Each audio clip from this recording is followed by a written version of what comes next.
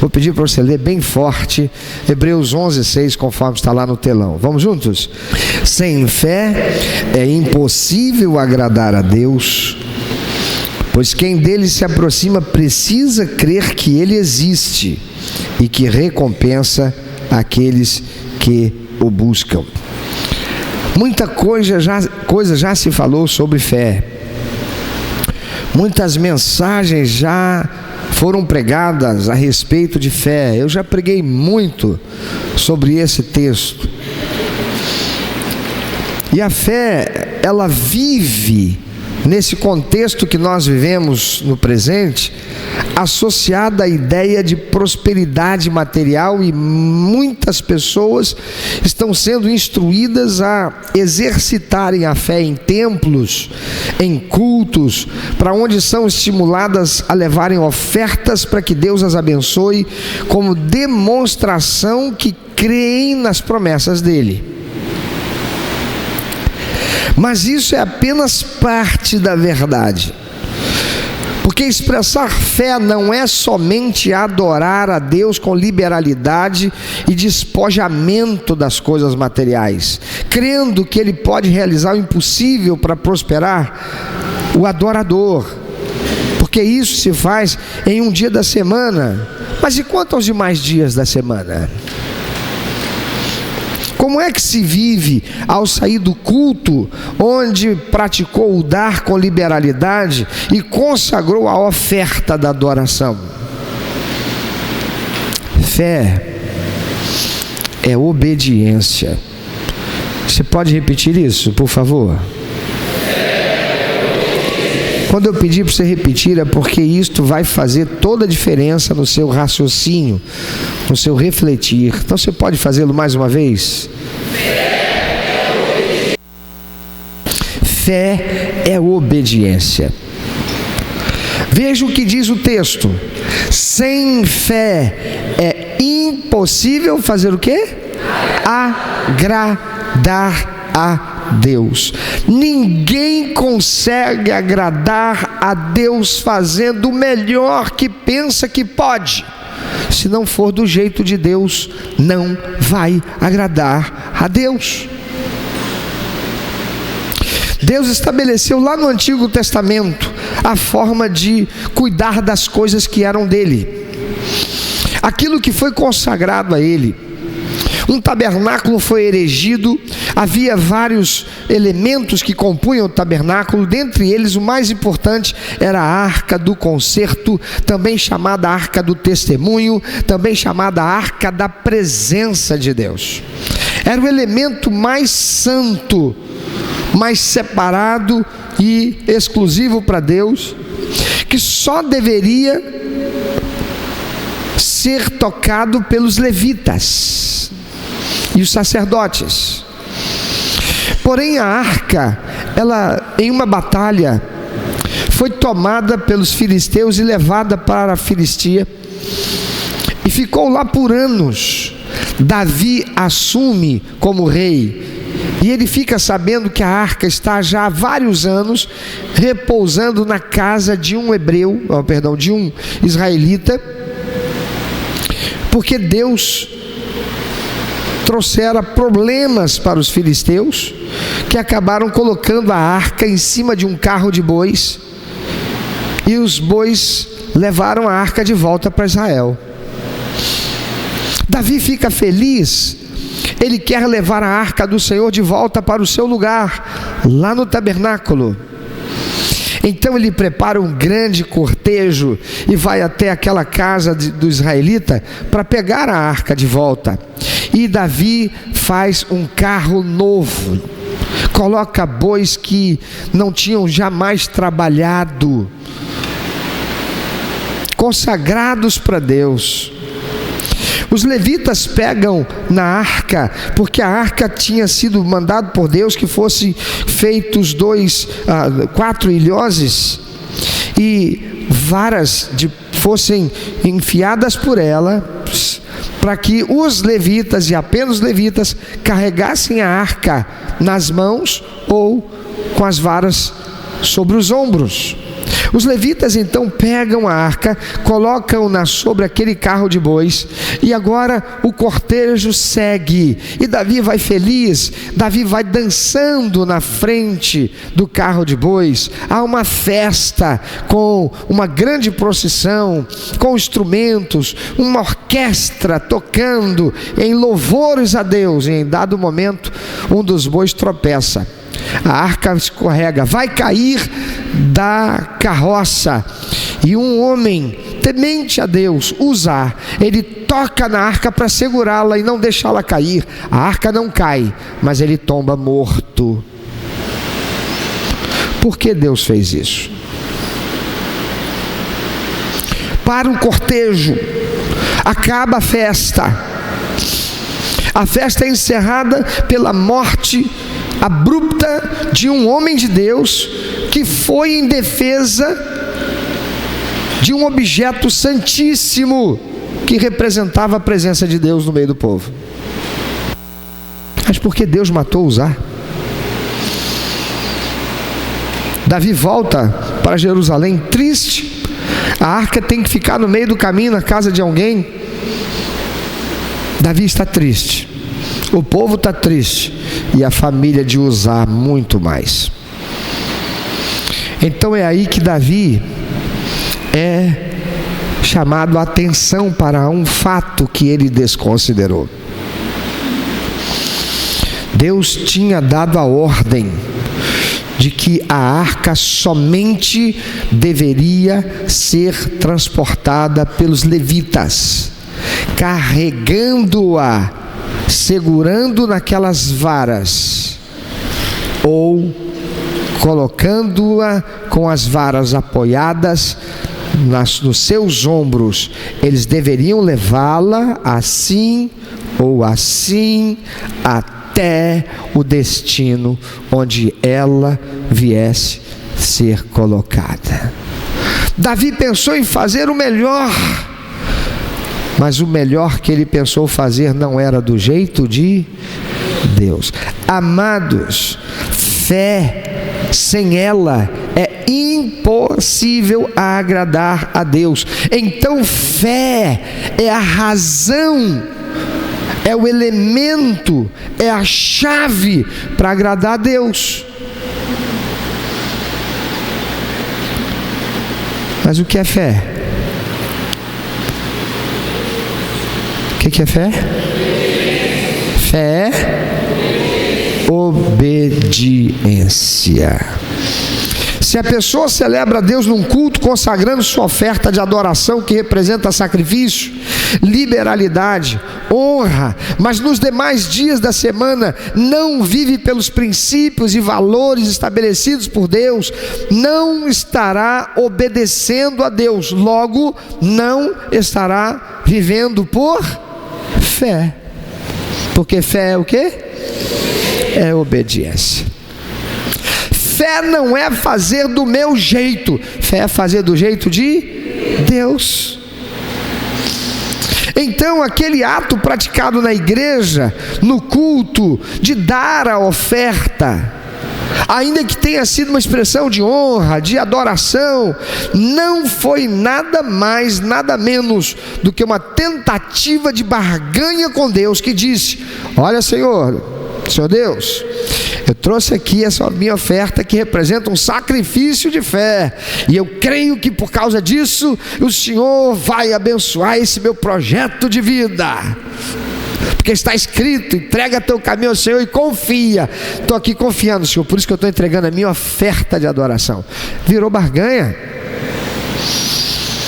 Por quê? Porque quando sai dali, nos demais dias em que vai viver, as coisas que faz, as coisas que fala, a maneira como vive, não é em obediência a Deus.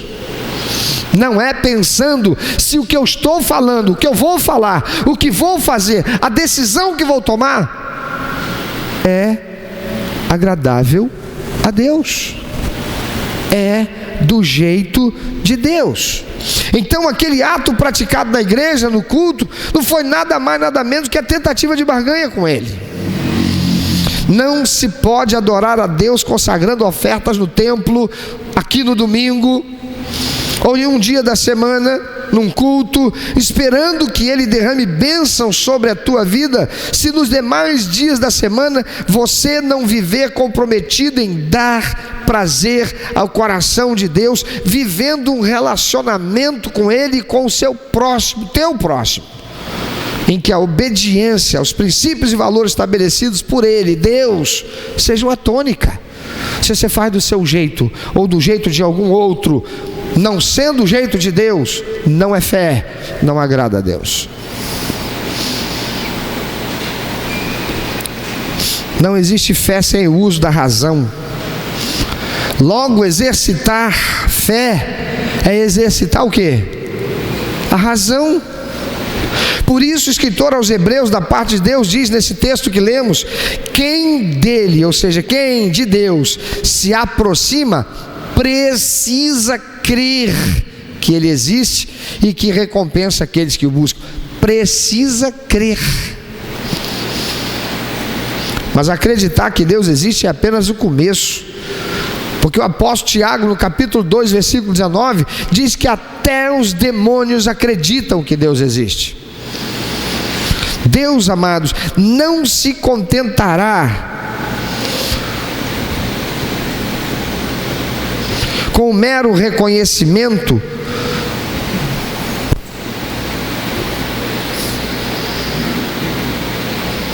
de sua existência.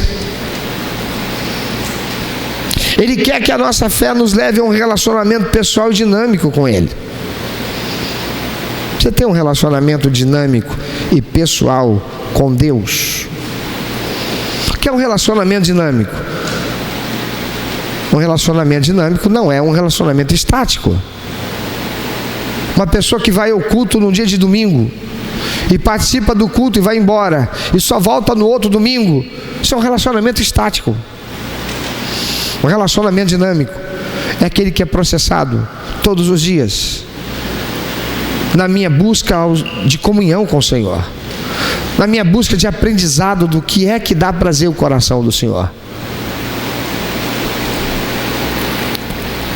Mas a fé faz sentido realmente?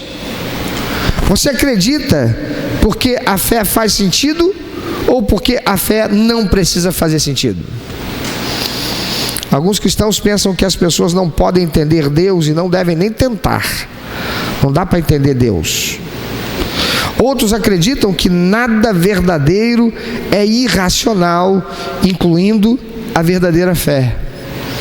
A verdade é que Deus nos deu mentes que devem ser desenvolvidas, usadas. E como está carente disso o chamado povo evangélico. O povo evangélico, que antigamente eram apenas os chamados tradicionais, dentre os quais a denominação batista, uma das que mais se destacou sempre fomos chamados o povo da Bíblia, o povo que estudava, um povo diferente em meio aos demais cristãos evangélicos. Por quê? Porque nós tínhamos uma coisa chamada escola bíblica dominical, num tempo em que as pessoas não sabiam ler e escrever.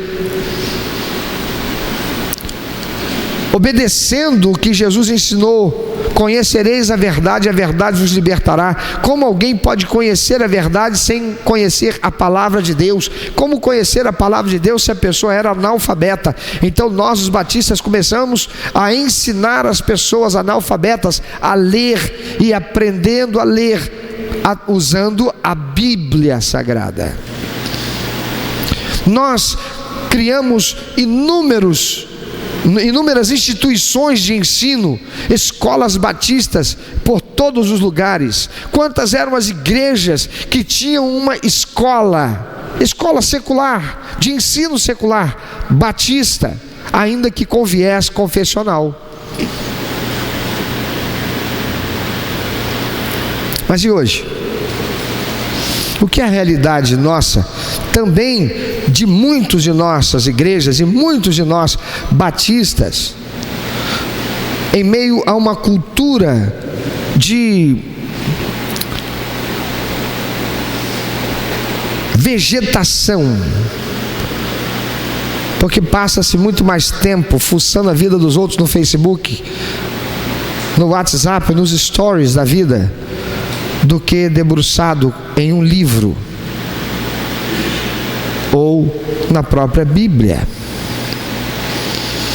Amados, ignorar o crescimento intelectual é viver uma vida atrofiada, ingênua, e em toda a Bíblia nós vemos Deus nos estimulando a buscarmos conhecimento e desenvolvermos sabedoria, como por exemplo em Provérbios capítulo 1, versículo 7, que diz: o temor do Senhor é o princípio do saber, mas os loucos desprezam a sabedoria e o ensino. Deus quer ver você desenvolvendo a sua capacidade intelectual, a sua capacidade cognitiva, a sua capacidade de conhecimento. Deus quer ver você, que diz que é filho dele, sendo alguém que chega a uma faculdade, a uma universidade, que faça lá um mestrado, um doutorado, que não pare de estudar. É triste ver um crente, qualquer pessoa já é triste, um crente é muito pior, que tem um potencial incrível, poderia estar realizando coisas extraordinárias, mas é acomodado, porque não quer estudar. Eu conheço uma pessoa da minha família,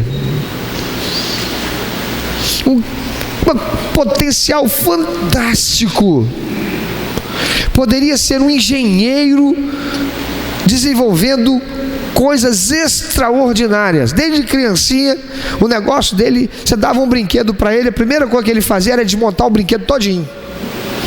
Quem dava, na hora que deu, vindo ele já desmontando tudo, ficava arrependido. O que eu fiz comprando esse presente para dar para ele? Daqui a pouco estava ele remontando tudinho. Um potencial extraordinário desde pequenininho, mas não quis saber de estudar, nunca gostou de estudar.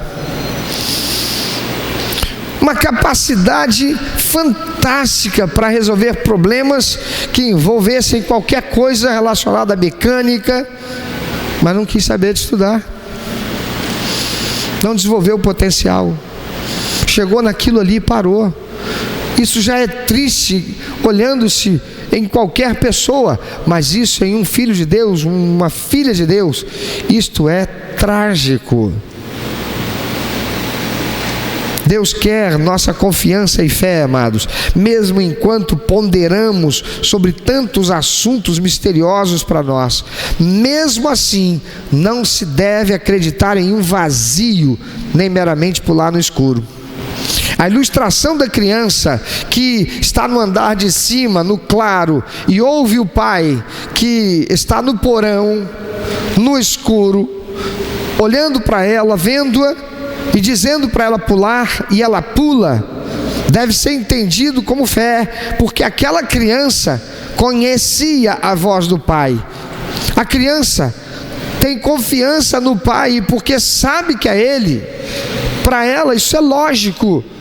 Então é lógico para ela, reconhecendo a voz do pai, saltar confiando que ele a segurará. Isso é um exercício de pura lógica racional, ainda que sendo exercida por uma criança. Na sua simplicidade, a criança não complica. A gente não, a gente, peraí. Mas será que é meu pai mesmo? Peraí, pai, mas o senhor está mais para a direita ou o senhor está mais para a esquerda? A criança não pergunta nada disso. Ela ouve a voz, reconhece que é o pai, e ela simplesmente pula, porque para ela é lógico, é meu pai, ele vai me segurar, ele mandou eu fazer, eu obedeço, porque eu sei que ele vai me segurar. Não é por outra razão, queridos, que o Evangelho de Mateus, capítulo 19, versículo 14, nós encontramos afirmando que o reino dos céus é daqueles que se fizerem como crianças. Temos que ser como as crianças. A fé é razoável, embora a razão por si só não possa explicar tudo. Portanto, use a sua mente para pensar sobre as coisas, mas também deixe espaço para as obras inexplicáveis de Deus, porque haverá coisas que nós não teremos como explicar. Então nos caberá apenas fazer o quê? Obedecer. Porque fé é o quê, irmãos? Podemos falar pensando naquele lanche? Fé é o quê? Obediência. Portanto, aquele que busca a Deus, diz o texto, deve crer que Ele existe. E por que crer que Ele existe? Lê e estuda a Bíblia Sagrada, porque nela encontra os princípios e valores que devem nortear as suas decisões e as suas atitudes e o seu modo de vida. Crê que Ele existe e tem uma postura conservadora a respeito dos valores que são estabelecidos por Deus, a despeito do que diz o sistema que rege a sociedade, através dos seus porta-vozes, que são os formadores de opinião que estão nas cátedras das escolas, das universidades, os âncoras dos programas de TV, os influencers da mídia social, as personalidades do meio artístico, seja lá quem for. Não se deixa levar pelo sentimento produzido pelas experiências dolorosas, traumáticas ou trágicas que venham sobre si, pois ainda que sofrendo a dor da perda, ainda a tristeza da saudade, a dor da traição ou do abandono, sempre saberá que Deus jamais o abandonará, mas estará sempre com ele, sempre com ela, para o esforçar, capacitar a superar, ainda que olhando ao redor não possa vê-lo, pois crê nas suas promessas.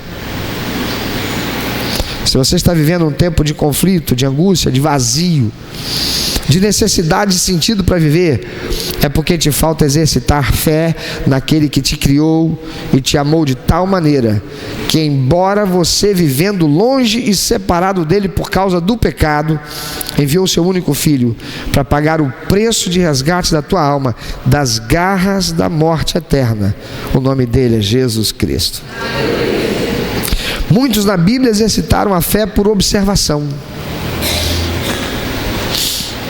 Eles viram o que Deus fez e ou estava fazendo na vida de outros e decidiram que iriam viver experiência de fé também, rendendo suas vidas ao Senhor Jesus Cristo, recebendo-o como seu único, eterno e suficiente Salvador e Senhor das suas vidas.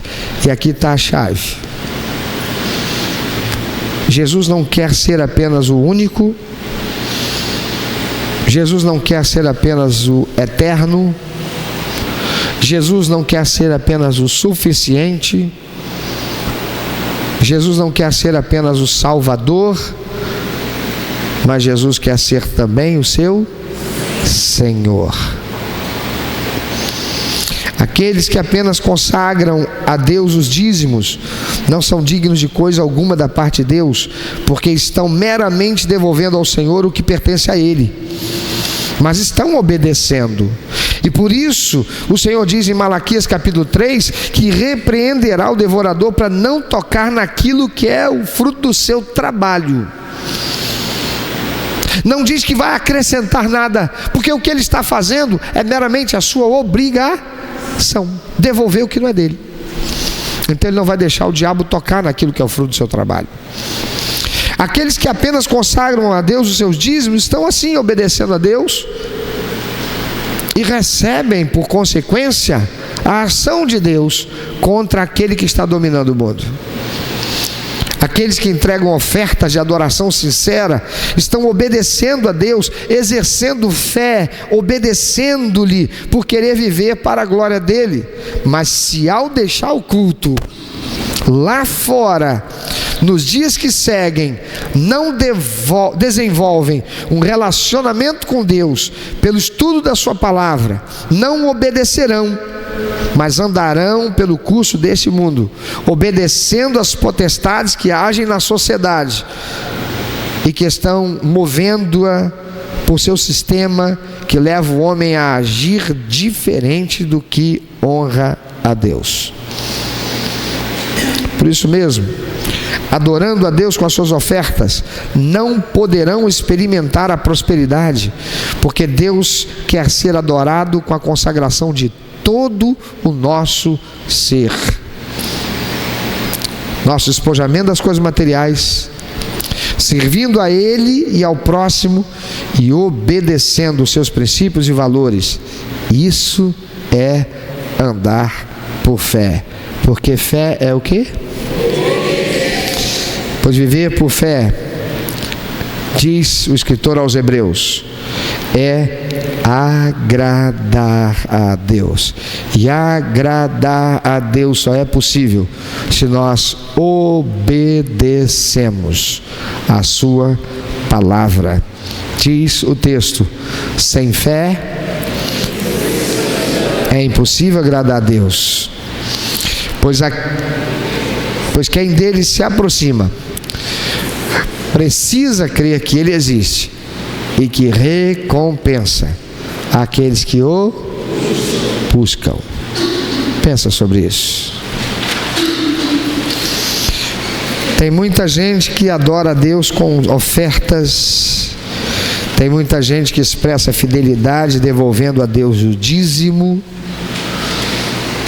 mas quando sai do culto não está vivendo sobre os princípios e valores estabelecidos por Deus. Não faz aquilo que Deus espera quando tem que tomar uma decisão,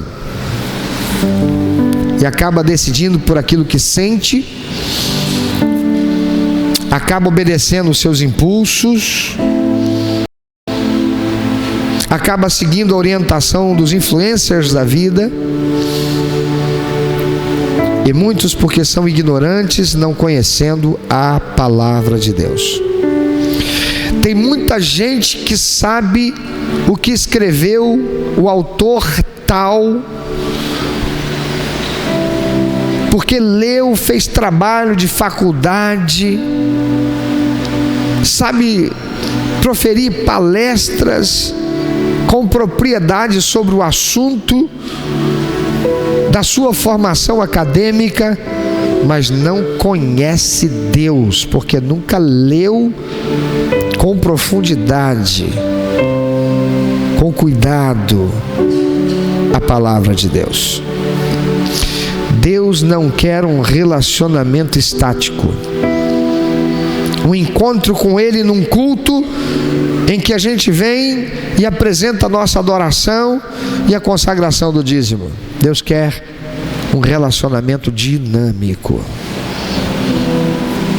que não fique aqui nesse ambiente, que não esteja circunscrito a essas paredes, a esse ambiente, mas que saiamos daqui para desenvolver esse relacionamento com Ele. Conhecê-lo é ter intimidade com Ele, tendo intimidade com a sua palavra, exercitando a oração. E isso é viver por fé. Porque quando nós tomarmos uma decisão, uma atitude, obedecendo o que nos orienta ao Senhor na sua palavra, estamos vivendo por fé. O mundo vai dizer: deixa disso, rapaz, o que é que tem? O mundo vai dizer: que bobeira, isso é coisa antiga, isso é velha, isso não vale para hoje. Mas aquele que vai andar por fé vai obedecer o que Deus diz. E Deus diz: eu sou santo, e você deve ser separado, exclusivo para mim, você deve ser santo. Porque há tanta gente ficando frustrada, decepcionada com Deus, porque veio à igreja, participou do sacrifício, da corrente disso, daquilo outro, e acabou decepcionado, frustrado, abandonou a igreja, abandonou Deus, porque aprendeu errado, aprendeu de um púlpito apenas, não aprendeu de um relacionamento dinâmico com Deus. Não buscou a palavra de Deus, não foi ler e estudar, ficou preso naqueles versículos chavões, ficou preso na palavra do eu profetizo sobre a tua vida, e não viveu com conhecimento do que é que dá prazer ao coração de Deus. Então nós podemos ler esse texto da seguinte forma: sem obedecer a Deus, é impossível agradar a Ele. Sem fazer o que Deus espera que façamos, é impossível agradar a Ele. Sem viver do jeito que Deus estabeleceu para vivermos, é impossível agradar a Ele. E Neemias 8:10 diz que a alegria do Senhor é a nossa força. Você quer viver uma vida de bênção? Você quer viver uma vida abençoada por Deus? Você quer viver uma vida tal que, ainda que vivendo nessa realidade terrena em que está o mundo sob o domínio do maligno, estamos sujeitos a todas as coisas e até as tragédias, você quer, mesmo vivendo em meio a tudo isso, ter paz, equilíbrio e satisfação? Então você precisa desenvolver um relacionamento dinâmico com Deus. E isso começa por uma decisão. A partir de hoje, eu não vou mais ser um crente domingueiro, eu não vou ser mais um participante de culto no dia de domingo. Domingo que vem eu estarei aqui às 9 horas da manhã para participar do grupo pequeno e estudar a palavra de Deus. Durante a semana eu vou abrir minha Bíblia todos os dias, eu vou dedicar algum tempo para ler pelo menos 3 capítulos por dia. Quanto tempo eu levo para ler 3 capítulos por dia? Lendo, prestando atenção no que estou lendo e refletindo. 15 minutos? 20 minutos? Será mesmo que não há 20 minutos do tempo diário a se aplicar para buscar conhecimento da palavra de Deus? Não há, porventura, muito mais tempo sendo gasto em coisas que desviam, afastam, corrompem, influenciam para fazer as coisas diferentes de Deus, às quais você tem se submetido? Começa hoje, toma uma atitude. Se quer ser abençoado, provoque essa bênção, vivendo de modo a dar prazer ao coração de Deus. Ainda há pouco a gente viu aqui um exemplo, um testemunho de alguém que por um tempo decidiu fazer as coisas do jeito que não foi de Deus. E a palavra de Deus diz: o avisado vê o mal, se esconde. Que tal você agora tomar uma decisão inteligente, racional, uma decisão de fé, a decisão de que a partir desse momento vou começar a escrever uma história de bênção na minha vida, porque eu vou desenvolver um relacionamento com Deus para buscar saber o que dá prazer ao coração dele, para que eu possa então experimentar a boa, perfeita e agradável vontade dele e a ação do seu poder na minha vida.